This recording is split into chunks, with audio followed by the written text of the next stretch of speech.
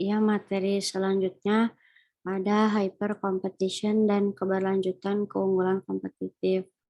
Beberapa perusahaan mampu mempertahankan keunggulan kompetitif mereka selama bertahun-tahun, tetapi sebagian besar menemukan bahwa keunggulan kompetitif terkikis dari waktu ke waktu. Dalam bukunya Hyper Kompetisi, Daphne mengusulkan bahwa semakin sulit mempertahankan keunggulan kompetitif untuk waktu yang lama. Daphne juga berpendapat bahwa ketika industri menjadi hyper kompetitif, mereka cenderung melewati tahapan persaingan yang meningkat. Lalu poin selanjutnya ada strategi kompetitif mana yang terbaik.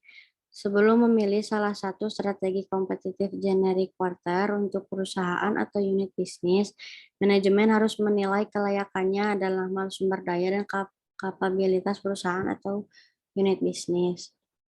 Lalu ada taktik kompetitif. Sebuah taktik adalah rencana operasi spesifik yang merinci bagaimana suatu strategi harus diterapkan dalam hal kapan dan di mana strategi itu akan diterapkan.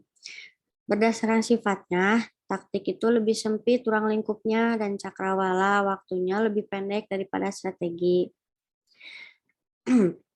Lalu poin selanjutnya ada taktik pengaturan waktu atau kapan harus bersaing. Sebuah taktik waktu terlibat dengan kapan sebuah perusahaan menerapkan strategi. Perusahaan pertama yang memproduksi dan menjual produk atau jasa baru disebut penggerak pertama atau perintis. Materi selanjutnya ada strategi koperasi. Sebuah perusahaan menggunakan strategi dan teknik kompetitif untuk mendapatkan keunggulan kompetitif dalam suatu industri dengan berjuang melawan perusahaan lain. Sebuah perusahaan juga dapat menggunakan strategi kooperatif untuk mendapatkan keunggulan kompetitif dalam suatu industri dengan bekerja sama dengan perusahaan lain.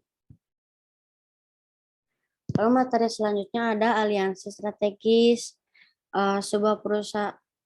Sebuah aliansi strategi adalah pengaturan kerjasama jangka panjang antara dua atau lebih perusahaan atau unit bisnis independen yang terlibat dalam aktivitas bisnis untuk keuntungan ekonomi bersama.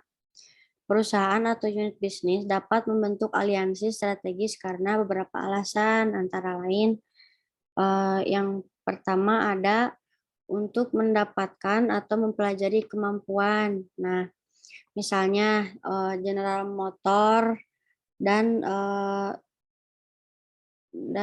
Chrysler membentuk aliansi pada tahun 2004 untuk mengembangkan mesin hybrid hemat bahan bakar baru untuk mobil mereka. Terus yang kedua ada untuk mendapatkan akses ke pasar. Daripada membeli perusahaan asing atau membangun pabrik sendiri di negara lain, Anheuser-Busch memilih melisensikan hak untuk membuat dan memasarkan Budweiser ke pembuat bir lain. Lalu yang ketiga ada untuk mengurangi resiko keuangan. Nah, aliansi mengambil lebih sedikit sumber daya keuangan daripada melakukan akuisisi atau melakukannya sendiri dan lebih mudah untuk keluar jika perlu. Yang terakhir ada untuk mengurangi resiko. Membentuk aliansi dengan mitra lokal adalah cara yang baik untuk mengatasi kekurangan sumber daya dan kemampuan saat berekspansi ke pasar internasional. Sekian pembahasan dari kelompok kami, kelompok sesi 7. Saya perwakilan dari kelompok sesi 7 ingin menyampaikan permohonan maaf kepada Bapak Dr. Yudi Kusworo Jati, SEMTA, selaku dosen pengampu mata kuliah manajemen strategik, dan kepada teman-teman semua, mohon maaf atas kekeliruan dan ketidaktelitian kelompok kami dalam pembahasan materi ini. Semoga materi yang kami berikan bermanfaat bagi teman-teman semua. Terima kasih. Wassalamualaikum warahmatullahi wabarakatuh.